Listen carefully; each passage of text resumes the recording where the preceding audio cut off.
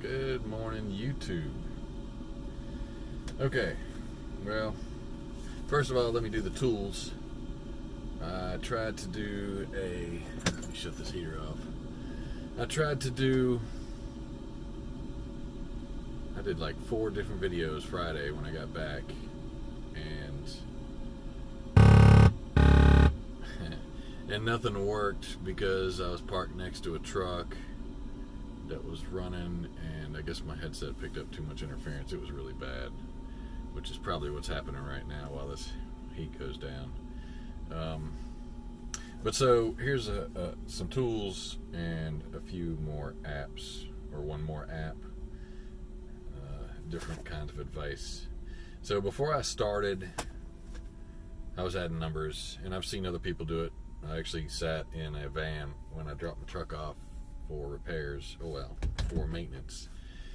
I was watching one of the new guys do the same thing. So you sit on there and punch in, okay, 2,000 miles at 36 cents a mile, so I'll make $720 a week. And personally, that's an unrealistic number. You're not gonna start off getting 2,000 miles. I mean, you can try. It's really hard getting adjusted to this lifestyle, and the fact that you just got to drive isn't always as easy as it sounds. There's a lot of factors involved. So I don't remember what I was averaging. I don't have a lot of expenses at home, so it wasn't that hard for me to maintain what I needed. I took a huge pay cut to come here, but I knew what I could get away with, and I had already figured out that 600 or so, I could live with that. The only problem is when you get here and you get benefits. Once you get benefits, the prices on them are astronomical. They just suck the blood right out of your paycheck. But shoot for, I don't know, 600 a week and go from there. But realize that if you have a wife that can get benefits, use it until you can actually make more money.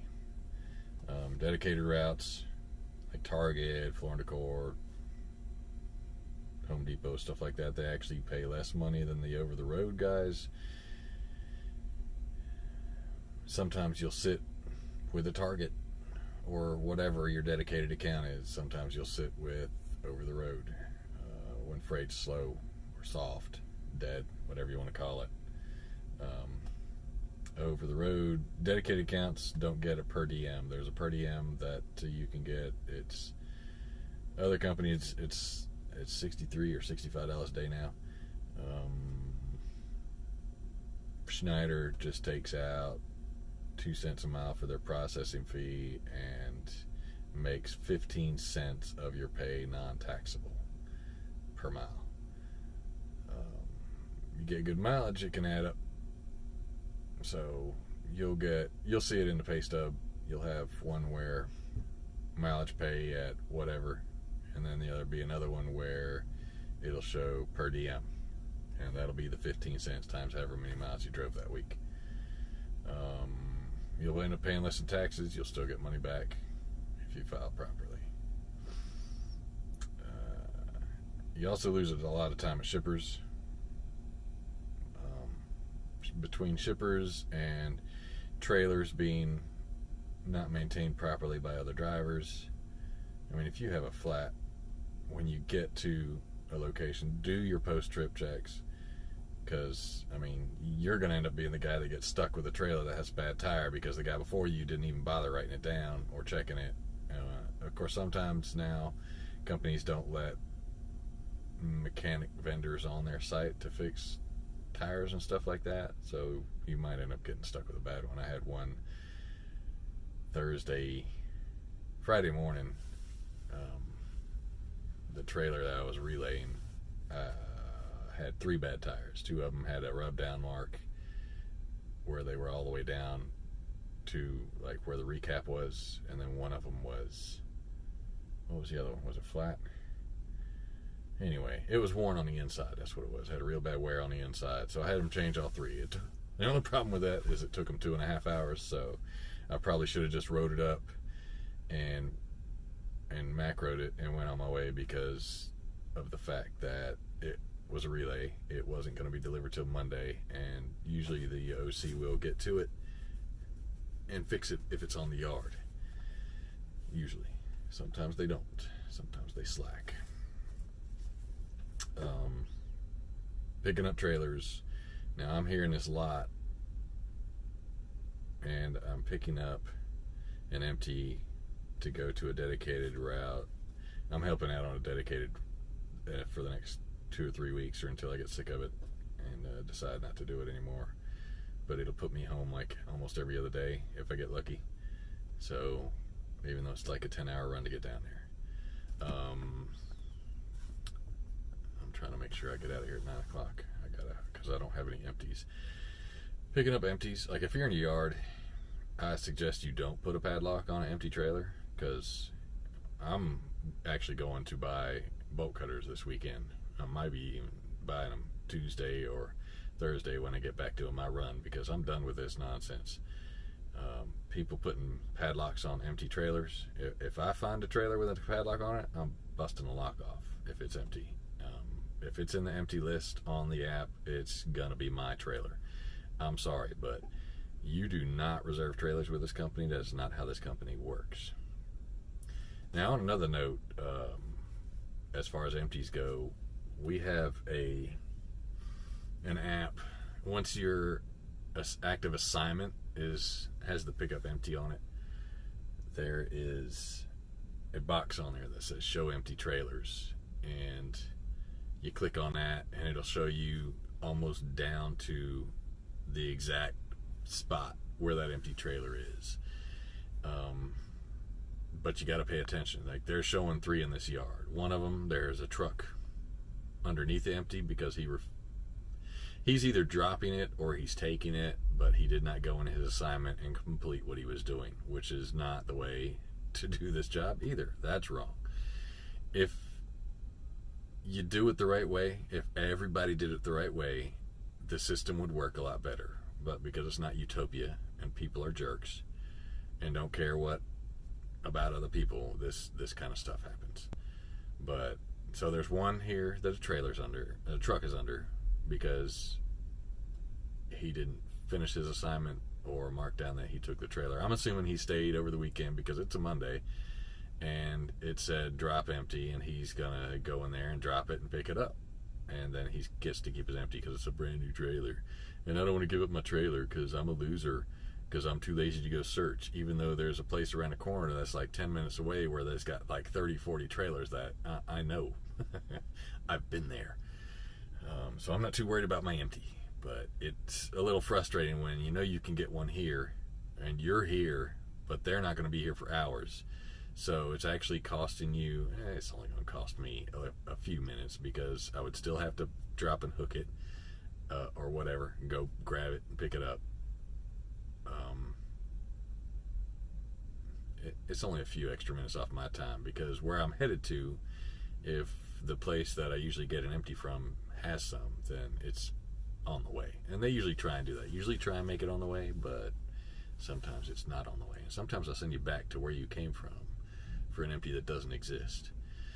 The other one here has a padlock on it, and the third one that's showing here is actually 8 miles down the road at a Target distribution center. So it'll actually tell you the location. You can click on it and it'll show you, but there's a map of the lot, whatever lot you're on for picking up the empty, and it will show you, like, if there's 3 different lines, like if you got a road coming here, and then you got another road coming here, and then you got another road coming here, you'll have like 5 here and 3 here and 2 here or whatever. It'll show you these 2, and it'll show you little dots, and you click on it and it'll show you what trailer number is in that row. So all you got to do, and what I do is I'll write it down in numerical order, and that way I can see which trailer it is. Or I'll say, if it's, you got 3, it's left, middle, right, I'll write down these 2 are in this for L for left side, M for middle side, and R for right side. That way, I mean, if it says there's 5 in the middle and there's only 4, who cares? You got one, maybe. Some stores like to stick pallets on their trailers. Okay, so that's trailers for you. Like I said, you lose a lot of time at shippers waiting to get loaded, waiting to get unloaded, waiting to get in a door, waiting for drivers to get out of your way. If you're not a patient person, just be patient, okay? Don't try and lose your cool. We're all in the same boat together. It's not the driver's fault. Half the time sometimes it's the shipper's fault, sometimes it's not, and sometimes drivers are just being jerks to shippers, so they take their sweet time. So if you're nice, trust me, I've gotten plenty gone better being a nice guy than watching these drivers that are not polite. You won't always have a pre-assignment when you get done with your trip. If you don't have one like when you get done, call your DBL. Usually you'll have one within 2 hours of getting to your drop point. Most of the time, if you did your trip planning correctly. If you don't have one, call your DBL when you get to your stop. If it takes them more than 30 minutes, call them again. And then call them every hour until they tell you, oh, freight's soft. Stop calling us.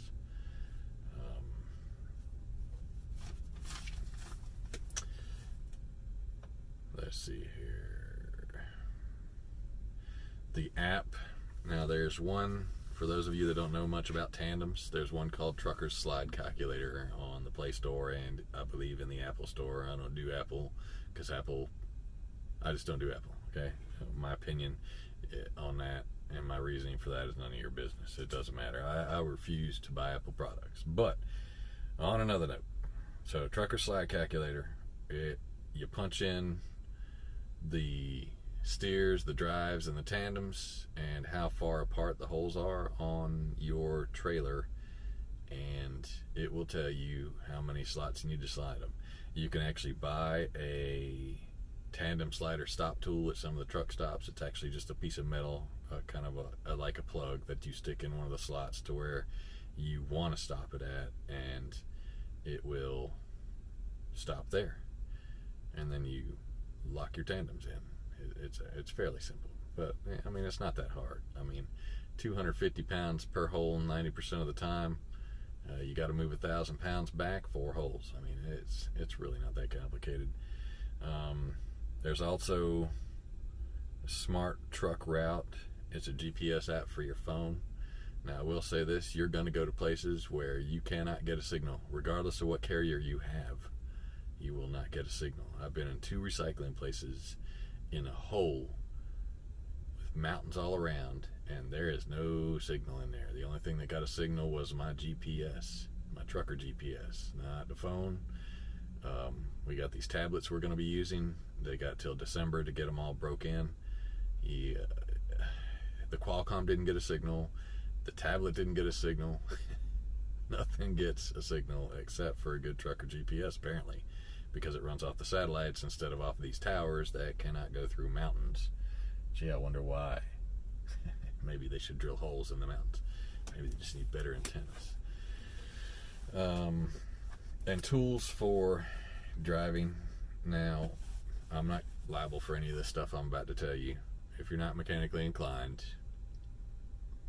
I don't know if it's even worth it for you to bother with this stuff, but you can have, there's certain tools you can buy that will help you in this job. For example, mini sledgehammer for checking tires, air and tires, etc. I actually recommend getting a tire gauge. From things I've been reading, I got to bring one in the truck because underinflated tires are what causes blowouts most of the time. Either that or you're ramming into curbs because you're not swinging wide. It's a trailer, duh.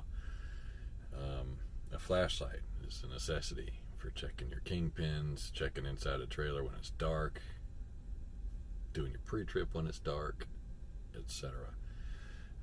Vice grips. Now, if you have a trailer with the legs that the little wind-up thing, what is it called? I don't even remember. But when that's missing, yeah, I don't know all the names of this stuff. I'm very mechanically inclined, but some names, I do cars. I don't work on trailers, but I've had to lately. I did have one where the winder was gone, the crank. Yeah, that's it, the leg crank. It was missing. So I had some vice grips, grabbed hold of it, and it worked great. Just put it in low gear, or high gear, whichever gear it is that you can't spin it fast, but it cranks it. Had to use that. Or you can get another one of the tools is screwdrivers, Phillips head and a flathead, and stick it in the hole that the bolt goes through for the crank, and use that. But you still got to have it on low, because otherwise you're going to break or bend your screwdriver, and trust me, that's not going to work that well. WD-40, or the fluid that you get out of when you drain your filter inside the engine compartment, which is what you're supposed to do. That actually works really well because it's got diesel in it, and diesel has oil, and it doesn't, it works. Let's put it that way. Gloves. I busted a fingernail off of my finger first couple of weeks I was here. First few weeks I was here. That wasn't too fun. So, and I did it when I wasn't wearing gloves because the door wouldn't open, and I smacked the handle and smashed my finger up against the door, and it wasn't fun. Let's put it that way. So that's one of the reasons you need gloves. Safety first, right? You need to have a broom, like a really wide broom, really wide. Or a battery operated blower. So when you're in the back of the truck and you got to sweep it out, there it is. I don't like using a blower because, that stuff's circulating around, going up your nose, etc. You don't know what kind of chemical's been hauled in these trailers. And admittedly, a broom does the same thing. Just I don't think it stirs up as much dust. I've seen blowers in a warehouse, and I don't carry face masks. So paper clips or a stapler. I actually use these clips to keep my paperwork together. They work really well. Stapler when you're done, because some places give you stapled papers. You'll have to take them apart to transflow them, and you can't put them back together. Or you have smaller sheets, like weigh scale tickets and stuff like that. Whatever you have to put together. Some of them look like tiny receipts with your regular paperwork. So you're going to need it for that. That would be the necessities that you really have to have. The other odds and ends that you need if you're mechanically inclined and don't want to sit for hours waiting on a mechanic. Mud flap, preferably a trailer mud flap, and a box cutter to cut the trailer flap if you need to put it on your truck, because when you don't have a trailer flap, you are in violation. You can either get a fix-it ticket or an out of service, depending on the officer and what he feels like calling you out on other things. Glad hands for replacing busted glad hands. I've had one that needed replacing, but luckily I had other empties to get. So, and if you get a trailer, like if you see one that's got something bad and you don't want to pick it up, and there's others and you can pick them up, by all means, at least macro the bad trailer before you pick up the good trailer. That way it will at least be marked down as needing to be fixed. Bolt cutters. I'm getting some of those, and I would recommend it. Whoever else gets them, because you're gonna need them. The longer the better, because they get more.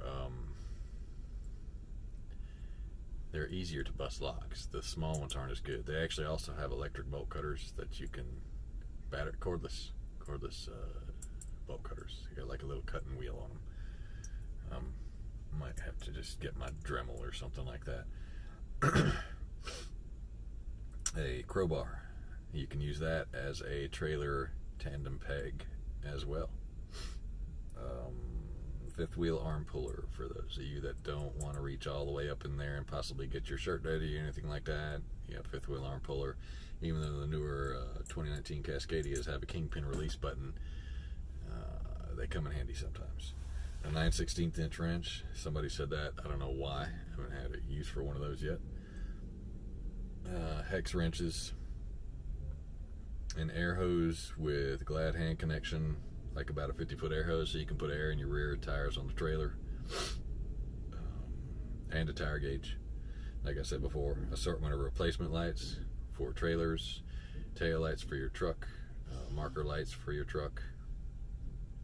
Anything that you can reach that's a light, Need at least one of each of those. I had to replace one the other day. It was $31, but they paid me back. Tape, fuses, and hose clamps. Trust me, those things will come in handy if you know what's broken and know how to fix it long enough to get it to the shop, or fix it just to fix it. And a pre-trip inspection tool is like excuse me, it's almost like an L-shaped tool. It's got like a little circle in it to measure glass cracks. If it goes past the little circle, then it's out of service. It'll measure tire tread depth and a couple other things. I don't remember what they are. And silicone, because you'll have leaky trailers, leaky trucks. It comes in handy. All right, that's about it for tools and a couple extra apps.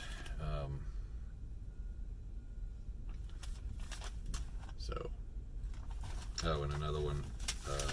So I added up my pay. The last 28 checks, my settlements. The average settlement was $825.43, and that's before anything gets taken out. I can't tell you what mine is because everybody's situation is different. Like I said,